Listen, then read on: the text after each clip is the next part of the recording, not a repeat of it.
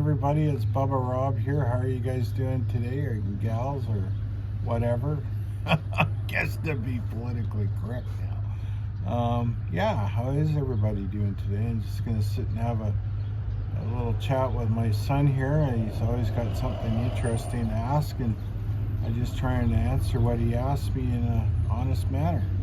Okay, son, ask away. How you feeling today?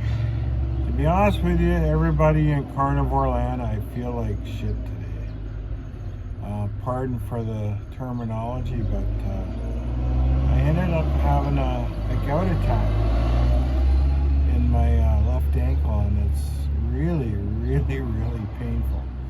And it's not good. It's not good.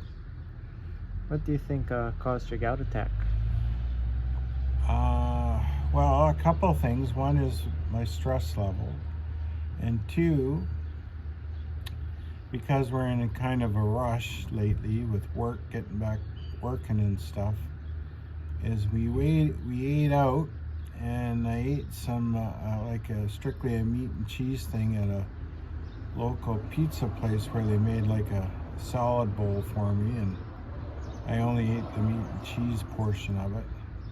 But I really think it's the quality of the meat and the preservatives, and probably loaded with sugars and nitrates that were in the bowl.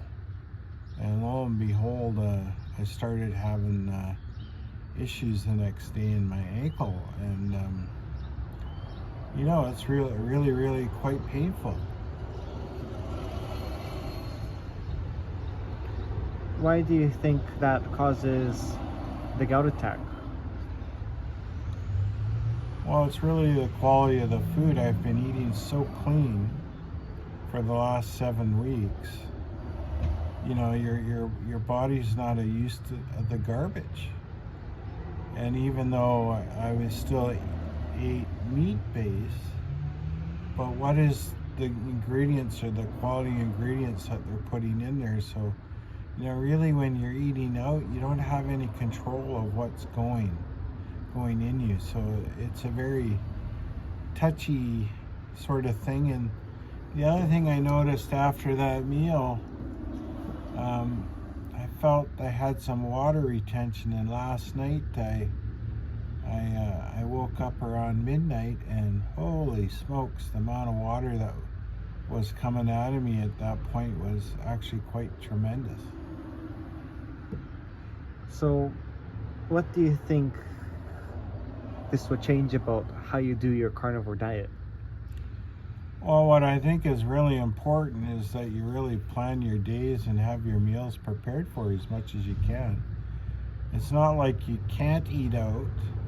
I've gone to a couple of burger joints when we've had to buy like hamburger patties a la carte, for example, like McDonald's, and I never had an issue. There was no issue. I just didn't.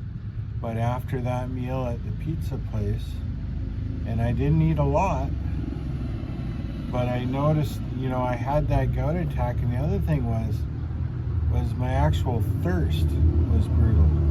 Like the rest of that night, I was just drinking so much water. Like it must have been I felt so dehydrated. And so I would imagine that there was probably a lot of sugar added, nitrates, and probably way too much salt actually in the processing of their meat products. So from this point on, how are you gonna plan your meals? Well, think about what you're doing at least 1 or 2 days ahead if you can. And at dinner time, like I normally do, is always cook more than you need, so that you've always got something on hand that you can throw it together and put it in your lunch bag. That's really important. Just cooking what you need at the time is going to cost you time. And if you're in business for yourself, especially myself, I can't afford to, to eat out as much as I used to. and you know, just because one, in the way the economy is and how expensive it is to eat, and two is just the quality of the material that's going into you. I mean, it's some of it is just god awful. I mean, it's just terrible. Yes, son? What else would you like to ask me? Do. Well, do you think restaurants should take greater quality in the meats they provide?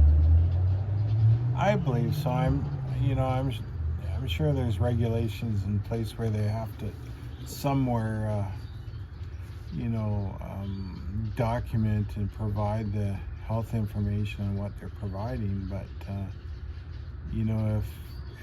if the franchises, especially franchises, are strictly directed towards profit, then you're not going to get the best quality meats at those places. I mean, it's really hard. I mean, I understand that they have to have a profit and they have to make money, and there's all sorts of things to do with business, and I completely understand that. But to feed people absolute garbage, in my opinion, they really have to, philosophically, how can they do that with a conscience? I don't know. It just blows my mind. The way food is produced, right? That doesn't really matter if it's meat-based or veggie-based. I mean, it seems like it happens in all facets of food production. Well, do you have a final message about gout and eating out? Well, when you're doing the carnivore diet, this is what I found. Your body is continually changing. If you have a pre-existing issue, it may come and go as your body's adjusting. And when you do clean yourself out, you got to be very careful about what you're eating, because whatever was there is probably more than likely going to come back with a vengeance, like it did with me. So you got to make sure that when you're committed, you got to stay focused and keep being committed. And any other types of foods that you're going to introduce, you want to introduce them slowly into your diet so that your body can adjust. So I would say after that, in my short description of why I felt like shit the last few days, and I would like to end this note with I'm wishing everybody a good day, and I want them to keep plugging away, and I just want to be completely honest, so I don't wish anybody to be scared by what I said. It just, a fact is a fact, and reality is what it is. I don't want to sugarcoat anything, because I believe that, the people that do, they're really doing you a misservice. So anyways, could you please hit the like button, share, leave a comment, and subscribe. I've almost hit the 100 mark in subscription at 87. Let's at least make that 100 mark a reality. I would thank you so much. Remember to be a good person, carnivore and a stoic. Most important thing is to be kind. Just be honest. Have a great day. Bye-bye.